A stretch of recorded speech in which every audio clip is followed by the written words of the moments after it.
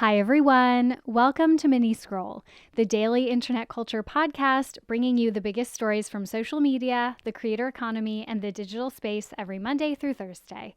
I'm your host, Lauren Meisner, the founder of the youth digital media brand, Centennial World. Woo, Centennial World. I know some of you guys like when I say Centennial World, like you like how I say it. And now it's made me like self-conscious. Every time I say it, I'm like, I have to say it the way that everybody likes so that they get that brain itch, you know?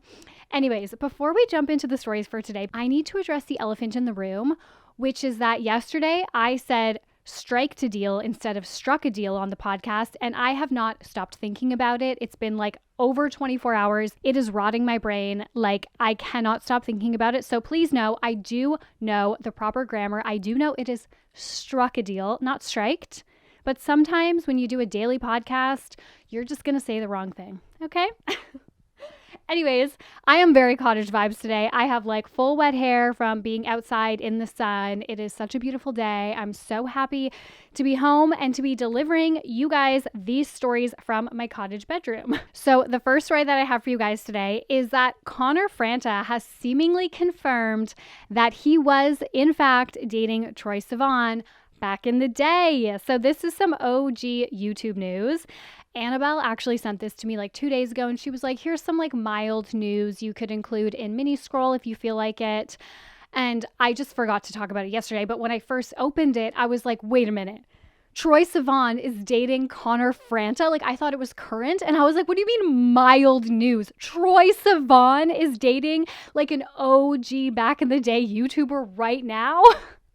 Anyways, I obviously misinterpreted it. Basically, a decade ago, there were rumors all over the internet that YouTubers Troye Sivan and Connor Franta were dating. And I feel like some of you guys might not know, if you're Gen Z or Zillennials, that Troye Sivan started as a YouTuber, which is just like so cool. He's like such a success story out of YouTube. So anyways, people shipped them back then. They were like in the same friend group, and there were rumors that they were dating, and people called them Troner.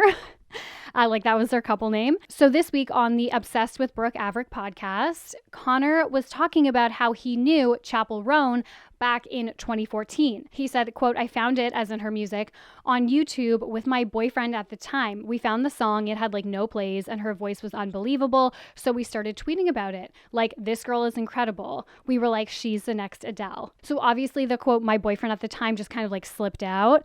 And fans connected the dots because Chapel, when she started blowing up recently, there was like this unearthed tweet that came up where Troye Sivan had tweeted about like quote unquote discovering her in 2014. He wrote, I've had a 16-year-old girl on repeat for 2 months, and he linked to one of her music videos, Die Young. Yes, I guess that is confirmation for all of the OG YouTube fans of that kind of group that Troye Sivan and Connor Franta were dating. The next story that I have for you guys is that internet users are speculating that Alex Cooper is going broke because she allegedly is looking for sponsors for her 30th birthday party.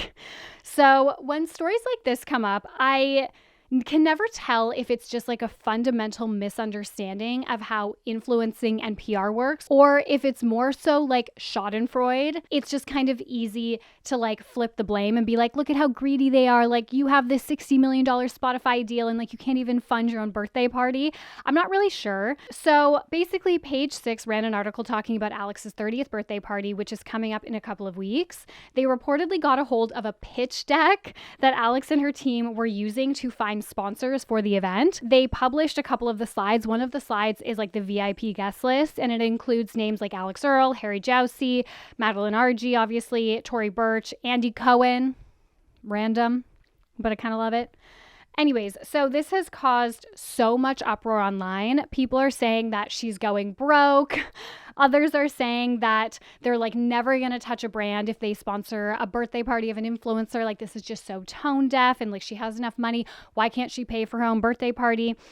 And I think it comes down to a few things. Alex Cooper is absolutely not going broke. Like, absolutely not. This event is like a high visibility event. This is like a PR moment for Alex, you know, for herself as a brand, not herself as a person. And so because it's a high visibility event, it makes sense for brands to foot that bill in exchange for sponsorship because there's going to be so many eyes on it. There's going to be so much coverage. And I think one of the first things that you really learn in business as a business owner myself, which it took me too long to learn, but one of the first things you do learn actually, if you're like paying attention, is to never use your own money. I think we see that even when an entrepreneur, let's say, sells out their company, they make millions of dollars and then they go start another one and they raise VC instead of like self-funding it. And that's just because it is, in some people's minds, good business practice to never use your own money. So for this is like a business event for her, right? And like people are speculating she's going to sell tickets for fans to attend as well. I am sure that Alex for her 30th is going to have a more intimate celebration with her friends and family that she will be paying for, or I don't know, maybe they'll split the bill. I'm not sure. But you know what I mean? Like something private. But this is a public event. This is like a brand marketing activation almost for her personal brand and for Call Her Daddy and the Unwell Network. So yeah, it makes sense to have sponsors. I think it's so funny when we get mad at influencers or celebrities. I think it happens much more with influencers for doing like regular quote unquote business things. But I think maybe because we see them as regular people and maybe a lot of us who consume their content aren't super familiar with that world, it feels really greedy and it feels exploitative, but they're actually not exploiting us at all. Like there's no exploitation there going on, as far as I can tell, asking for brands to foot the bill for her birthday party because it is, I mean, if you think about like an award show, for example, like that's a high visibility event, like the Academy, the Academy Awards, like the Academy of Motion Pictures or whatever that puts on the Oscars, like they're not paying for that. Like when you walk on the red carpet, there's all the branding behind them on the media wall, like, that's like typical, right? But I think that this discourse around Alex is just a symptom of influencer fatigue, the cost of living, like how difficult regular life is for everyday people right now. And just, seeing that Alex is trying to throw her own birthday party and branding it as her birthday party and looking for sponsors. I can see how it might rub people the wrong way, but I think we need to not look at something like that as like her birthday party. We need to look at it as like, just a brand activation, essentially like a marketing activation. And, when she did that tour or whatever with Alex Earl, they went to different places. I'm sure that was sponsored, so it's just like that. Okay, and the last story that I have for you guys, this just happened like a couple of hours ago. Molly Mae has announced that she is splitting from Tommy Fury. In an Instagram story posted today, Molly announced that she has split from her longtime partner, Tommy Fury. Never in a million years did I think I'd ever have to write this. After 5 years of being together, I never imagined our story would end, especially not this way. Clock that. I am extremely upset to announce that mine and Tommy's relationship has come to an end. I will forever be grateful for the most important thing to me now and always, my beautiful daughter. Without us, there would be no her. She will always be my priority. I want to thank you all for the love you have shown us over the last 5 years. You have all been part of our journey, and I feel it's right to share this with you all. Whilst I attempt to navigate the coming days and weeks, please kindly respect my privacy over this difficult time.